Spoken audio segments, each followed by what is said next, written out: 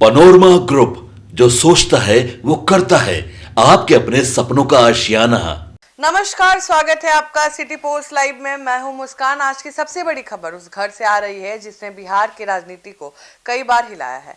बात हो रही है बिहार के पूर्व मुख्यमंत्री जीतन राम मांझी की, लेकिन इस बार दुश्मन बाहर नहीं बल्कि घर के अंदर है। जी हां, जीतन राम मांझी ने अपने ही सरकार और सहयोगी बीजेपी के खिलाफ मोर्चा खोल दिया है। उन्होंने मन से दहाड़ते हुए कहा है, अगर राज्यसभा की सीट नहीं मिली तो एनडीए से नाता तोड़ लेंगे। मांझी का यह बयान कहीं ना कहीं अल्टीमेटम दिल्ली तक जा गुंजा है। और आपको बता दें, इसके पीछे उनके बेटे संतोष सुमन ने पिता के ही अरमानों पे ठंडी हवा का झोंका छोड़ दिया है। जी हां, बेटे ने कहा है, किसी एक आदमी के कहने से राज्यसभा की सीट थोड़ी ही मिल जाती है। और क्या संतोष सुमन अपने पिता को राजनीति सिखा रहे हैं या फिर ये बाप बेटे को फिक्स फाइट है? देखिए, कहीं ना कहीं जिसमें एक दबाव बना रहा है और दूसरा रिश्तों की मरम्मत कर रहा है। मांझी का आर पार वाला गुस्सा याद करिए। एक हफ्ते पहले वे तस्वीर, जब जीतन राम मांझी ने कहा था कि लोकसभा चुनाव के वक्त वादा हुआ था लेकिन बीजेपी ने धोखा दिया।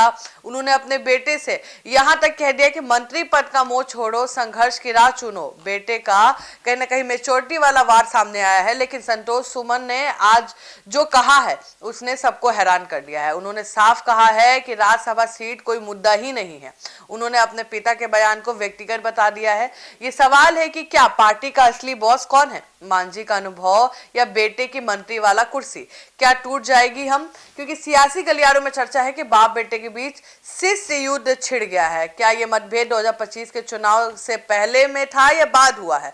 क्योंकि बीजेपी इस आग को बुझाने के लिए कोई बड़ा ऑफर लेकर आएगी कि नहीं आएगी, लेकिन अभी जो सोर्सेस कह रहे हैं कि बीजेपी कोई बड़ा ऑफर लेके मांझी जी को लेके नहीं आएगी। और कहीं ना कहीं जो राजनीतिक पंडित है उनका कहना है कि मांझी जी ये पॉलिटिकल प्रेशर बना रहे हैं कि जो चिराग पासवान को सीट मिलनी होगी भी, जो बीजेपी देना चाहेगी भी, तो ना दे। क्योंकि चिराग की लड़ाई मांझी से है, मांझी की लड़ाई चिराग से है कहीं ना कहीं।